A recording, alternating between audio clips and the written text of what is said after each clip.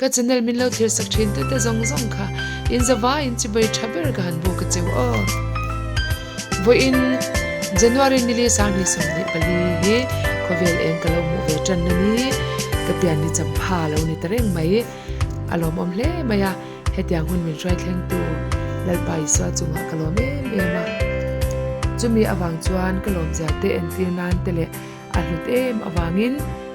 lalpa fakla kalo sak ve thin te audio record te ka handa ve e tum tuma hianin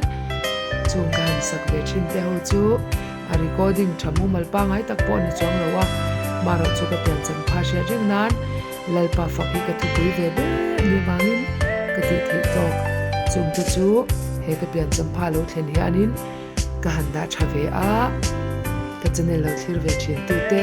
lo ngai thla fu ve tu zong zong ta na khanin ka han la ni poke in tharau lam nun tan te in rin na nun tan te sot na le chak na pakhat tal in lo ne thei nan lalpai swa mingin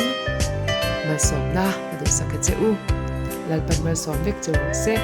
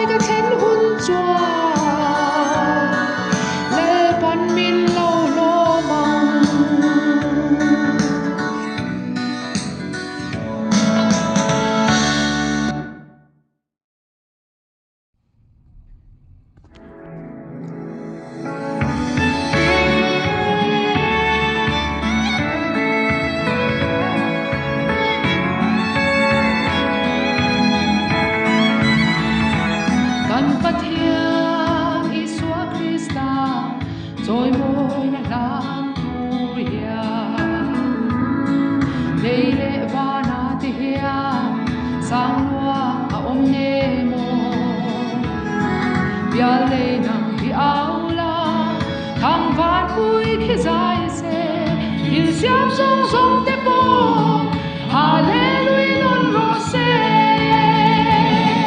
oh hallelujah amen oh ro pui be ro se cantan con salwa min hon sa ta si a van khop pui le bia le swalin rem thei na chu cantan hian mo zalen na ro puya lo ni nge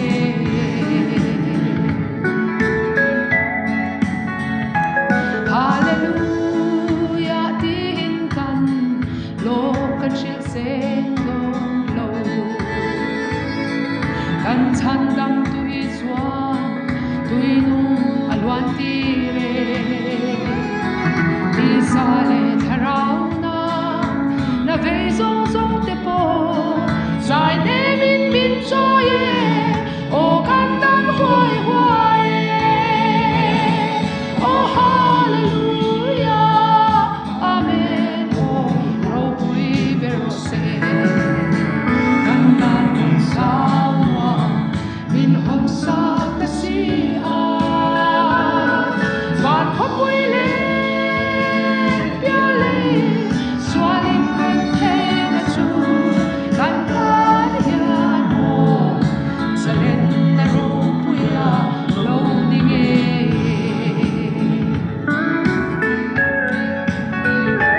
rồi mỗi na tharau lam la anil var wal te te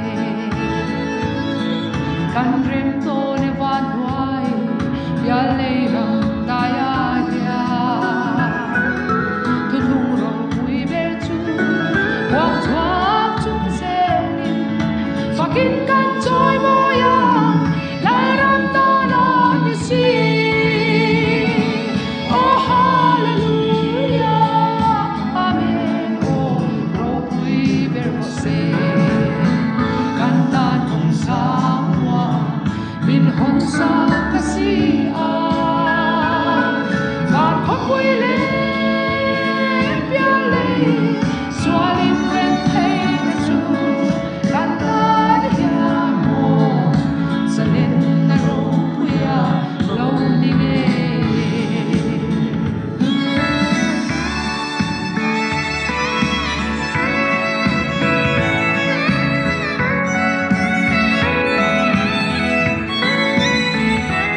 rồi mỗi na tharau lam la anil var wal te le kan rem do ne van huai bia le ram da ya ya tu thung ro pui ber chu wang chuak chung se nin fakin kan choi mo ya lai ram ta na ni si oh hallelujah amen oh ro pui ber se cantan con salwa min hon sa ta si a van khop pui le bia le swalin rem thei na chu cantan hian mo zalen na ro puya lo ni nge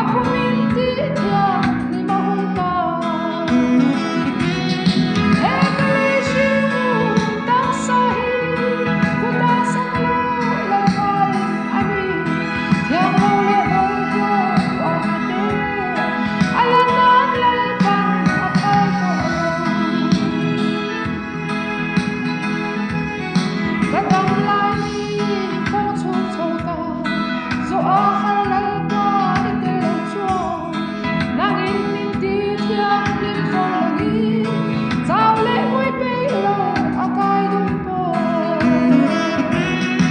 e kai shim lu tak sai puta sang lu lal kai ani